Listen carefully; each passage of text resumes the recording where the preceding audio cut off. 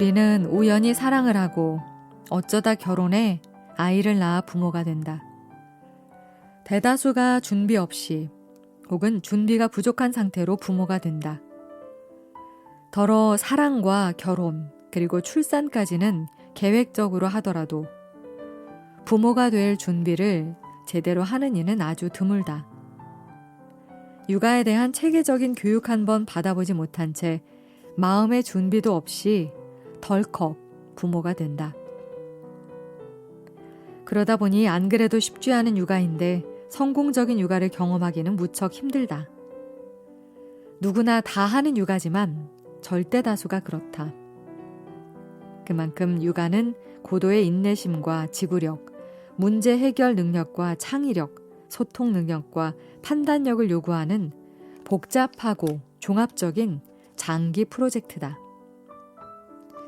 따라서 육아는 누구에게도 쉽지 않다. 나도 마찬가지였다. 내 육아는 고됐고 고비도 있었다. 많은 순간 외롭고 두려웠다. 그래도 남들이 좀처럼 가지 않는 길을 고집스레 걸어왔다. 어려움도 많았고 적절한 도움을 제때 받지 못해 필요 이상 고생을 하기도 했다. 그래서 굳이 이렇게 나서서 후배 맘들을 지지하고 그들에게 응원을 보내고 싶었는지도 모르겠다. 지금도 나는 거리나 시장, 공원이나 카페에서 젊은 엄마들과 마주칠 때마다 그들의 낯빛에서 그들의 고단한 삶이 읽혀 가슴 아플 때가 많다. 학부모 상담 시 내담자가 육아 과정에서 받은 상처와 그녀의 삶에 들이운 그늘이 확인되면 마음이 무거웠다. 육아에 지쳐 생기가 다 빠져나가 흡사 마른 나무같이 돼버린 엄마들. 아이에게 나눠줄 한 줌의 온기도 남지 않은 이들에게 육아는 형벌 그 자체다. 이들의 고충을 잘 알기에 그들보다 조금 먼저 부모 역할의 굵직한 자락을 통과한 선배맘인 나는 내 육아 경험과 양육 노하우를 나눌 용기를 낼 수 있었다. 육아는 아이에 대한 지극한 사랑에서 출발한다.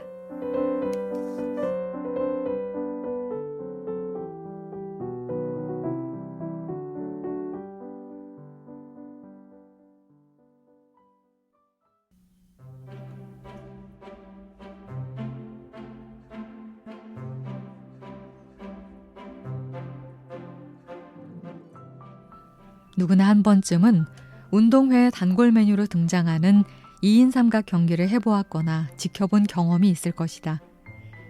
나란히 선 두 사람이 한 조가 되어 한쪽 발을 묶고 한 몸이 되어 달리는 2인 삼각은 특별히 파트너십이 강조되는 경기다.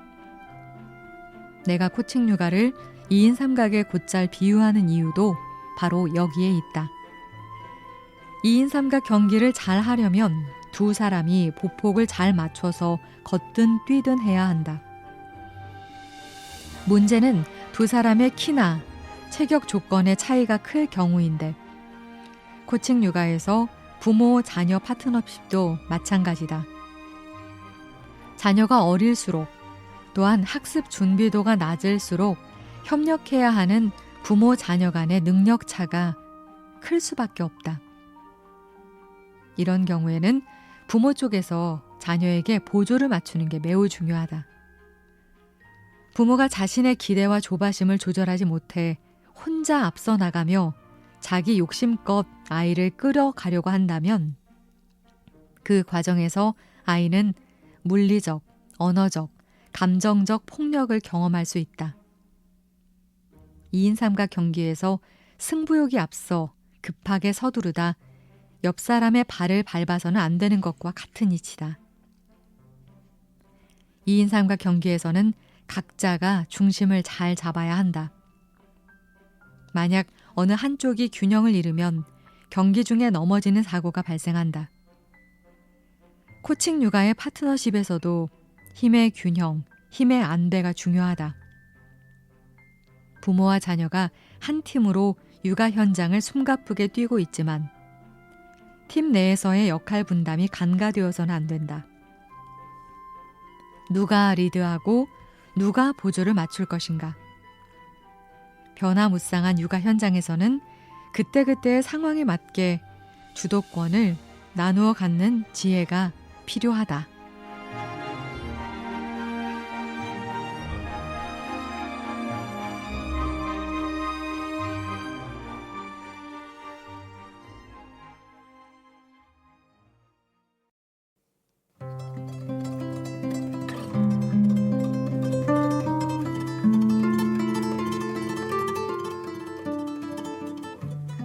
아이가 삶의 의미와 소망을 잃고 헤매다 겨우겨우 힘을 내 감사의 자리로까지 나갈 때까지 엄마는 시종일관 그 곁을 지킨다. 만족은 마음의 가장 큰 자산이고 행복은 감사하는 마음에서 시작되기 때문이다. 만족이 현재의 상태를 긍정하고 모자람 없이 흡족하게 여기는 태도라면 감사는 주어진 것들에 대해 불만 없이 고마움을 느끼는 마음가짐이다. 이 둘은 모두 긍정적인 정서로 긴밀하게 연결돼 있다. 감사는 만족의 전제 조건이기도 하다. 부모 교육과 학부모 상담을 하다 보면 여러 성격 유형을 만나게 된다. 그러면서 만족과 감사가 어려운 성격 유형이 있다는 것을 알게 됐다. 먼저 완벽주의자로 일컬어지는 부류다. 이들은 자신과 자녀 모두에게 높은 기준을 적용해 매사에 완벽을 추구한다. 이들의 육아 현장은 긴장의 연속이다. 당사자도 지켜보는 사람도 피곤하기 그지없다. 다음은 자아도취형이라 불리는 부류다. 이 부류의 학부모는 자녀에 대한 지나친 자부심과 과장된 믿음을 지니고 있는 경우가 많다. 아이가 궤도에서 이탈하고 문제를 일으켰을 때 자기 아이보다는 외부에서 그 원인을 찾으려 한다. 마지막으로 힘든 부류가 이기주의자다. 이기주의자는 자신의 이익을 최우선으로 생각하는 사람이다. 시간이 지날수록 우리 사회에는 이기적인 학부모와 이기적인 부모를 꼭 닮은 아이들이 차곡차곡 쌓여가는 느낌이다. 공부를 잘하려면 이기적이어야 한다는 근거 없는 설이 퍼져나가고 성적이 좋으면 모든 게 다 용서된다는 세상이다. 탐욕은 지나친 욕심으로, 지나침은 그 자체로 이미 만족이나 감사와 나란히 갈 수 없는 성질이다. 모자람을 강하게 느끼는 사람에게 만족과 감사는 남의 나라, 먼 얘기에 지나지 않을 뿐이다.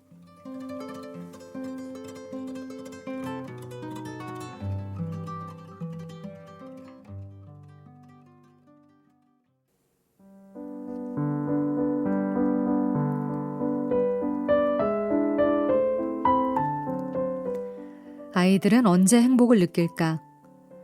행복은 자신이 안전하다고 느낄 때 경험되는 정서다.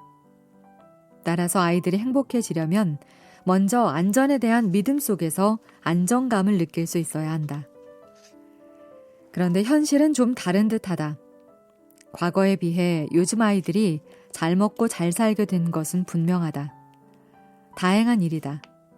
그런데 어찌된 일인지 의식주 문제가 나아진 건 확실한데 충분한 안정감을 느끼는 아이들은 여전히 많아 보이지 않는다.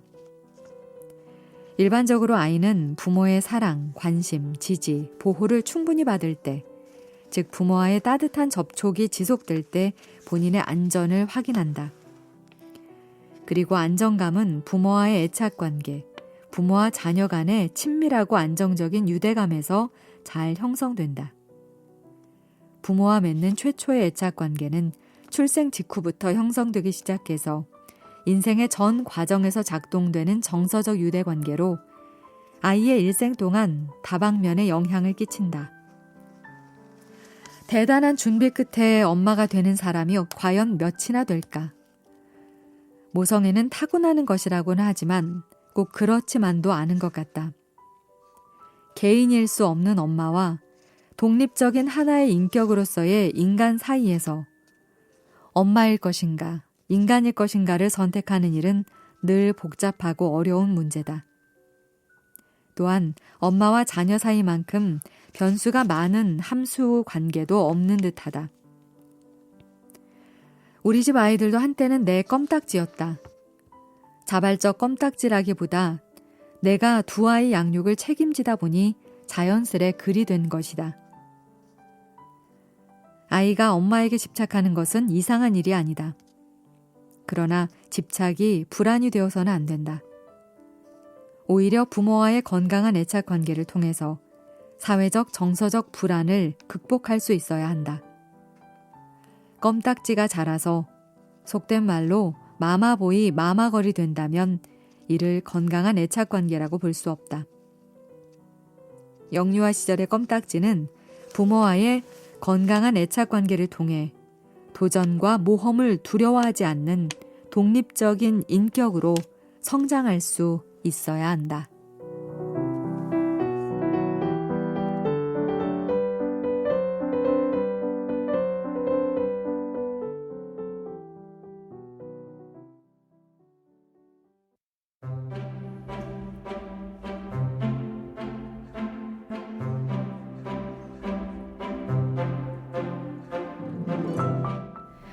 사랑이라는 말이 너무 흔하고 누구나 할 수 있는 것처럼 받아들여지는 세상이다.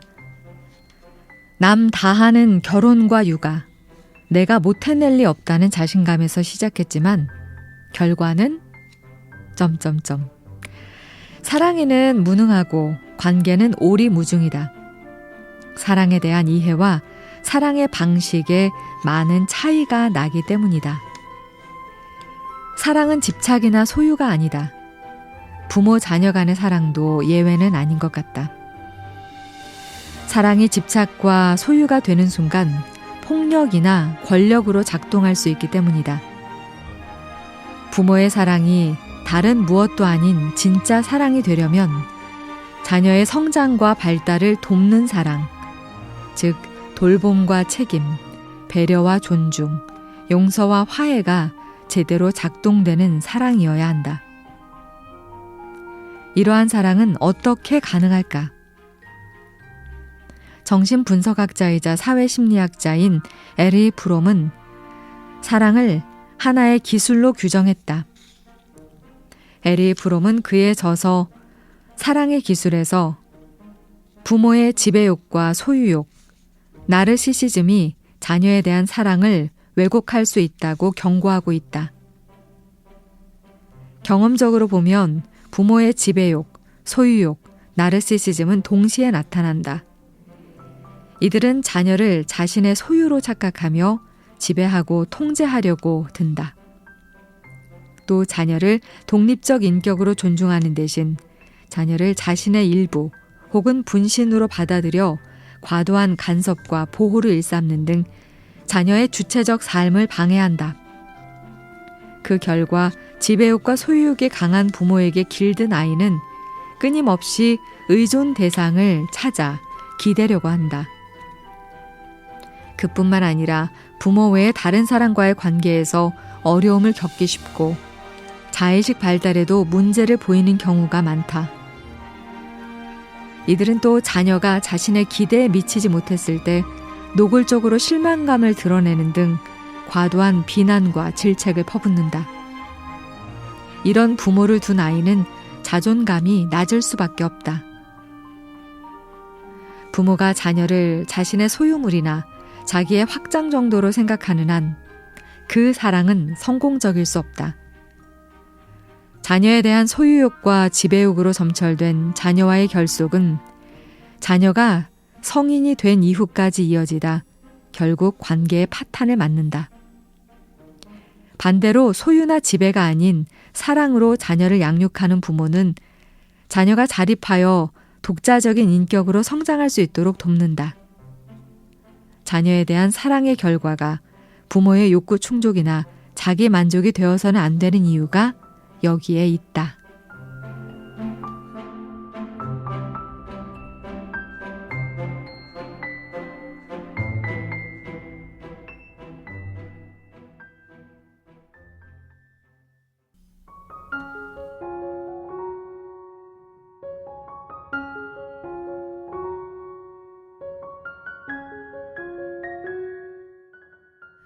엄마라는 이름표를 달고 긴 시간을 달려왔다.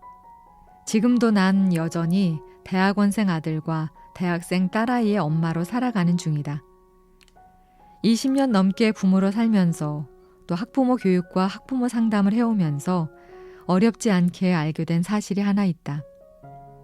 그것은 바로 육아에 지치고 자녀 교육에 자신감을 잃은 엄마들이 꽤 많다는 것이다. 심지어 마음의 병을 얻은 분들마저 있었다. 날로 더해만 가는 경쟁적 분위기. 그 자구책인지 한국 사회는 과열된 교육열을 자랑한다. 과열된 교육열은 부모와 자녀 모두의 건강한 삶과 성장을 방해한다. 이런 분위기 속에서 오랜 시간을 학부모들과 함께 오다 보니 또 하나의 사실을 발견할 수 있었다.